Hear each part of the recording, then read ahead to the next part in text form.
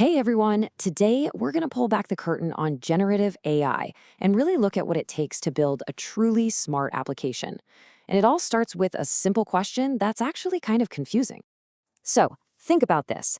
An AI can whip up a sonnet that sounds just like Shakespeare, but then you ask it a simple question like who won the game last night, and nothing. It just draws a blank. This little paradox right here gets to the very heart of the challenge in building modern AI. See, the reason for this is that at the core of any of these AI tools is this incredible, powerful brain. It knows a ton, but here's the kicker. It's totally isolated from the world as it's happening right now. And this brain has a name you've definitely heard before. Yep, that brain is a large language model, or an LLM. It's been trained on just a mind-boggling amount of data, pretty much the entire internet, tons of books, you name it. But the most important word on this slide, the one you really need to remember, is static. That training data isn't a live feed. It's just a snapshot of the world from one specific moment. And that right there is the core problem. A basic LLM all by itself is like a brilliant historian. It knows so much about the past, but it has zero awareness of the present. It's basically living in a time capsule. And I'm not kidding about the time capsule part. For a lot of the models we use, like the one that powered the early versions of ChatGPT, their knowledge of the world literally just stops. Right here. September 2021. Anything after that, new movies, election results, sports champions, it's like it never happened in their world. So how on earth do we fix that? Well, that brings us to the first piece of our modern AI stack. It's something called an agent.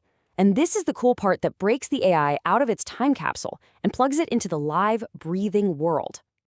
And you can see the difference right here. It's like night and day.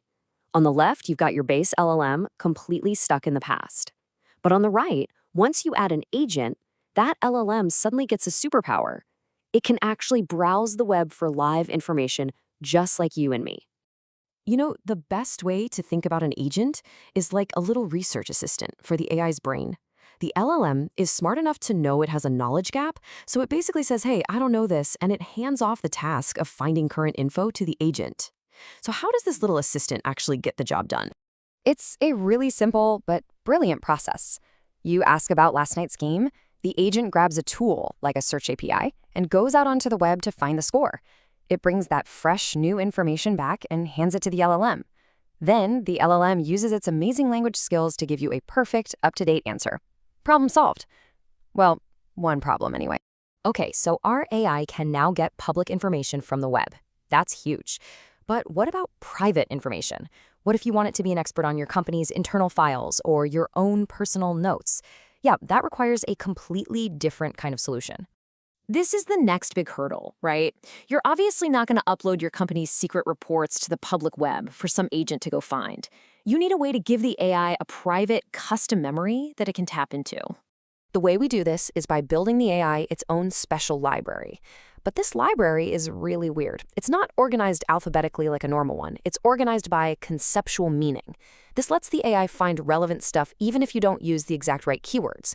And to understand how that works, we first need to see what an AI sees when it reads our text. So to an AI, the sentence you type isn't just a bunch of words. It's what's called a collection of tokens. A token can be a whole word, like apple, or sometimes just part of a word. This is the absolute fundamental building block of language for an LLM. Now, here's where the magic really kicks in. It's a process called embeddings. What this does is it takes all those tokens from your private documents and turns each one into a long, long list of numbers, a vector. And you can think of these numbers like coordinates on a giant map of meaning. On this map, the coordinate for king would be super close to queen, but really, really far away from something like bicycle. And that special library we talked about, that's a vector database.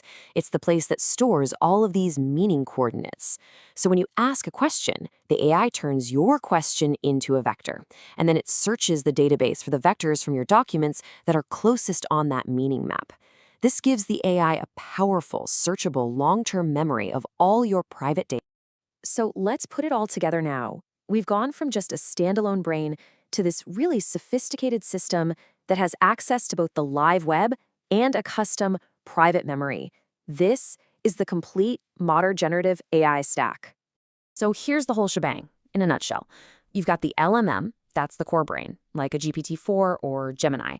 Then you have a framework, something like LangChain, which is kind of like the toolkit or the nervous system that connects all the pieces. And finally, you have the vector database, which gives it that all-important custom memory. So now when you ask a question, it doesn't just go straight to the LLM anymore. Oh no, the framework actually intercepts it first. It might look at your question and say, this needs live info, and send an agent out to search the web. Or it might realize your question is about your private stuff and go query the vector database. Only then does it package all that context together and send it to the LLM brain to craft that final, super intelligent response.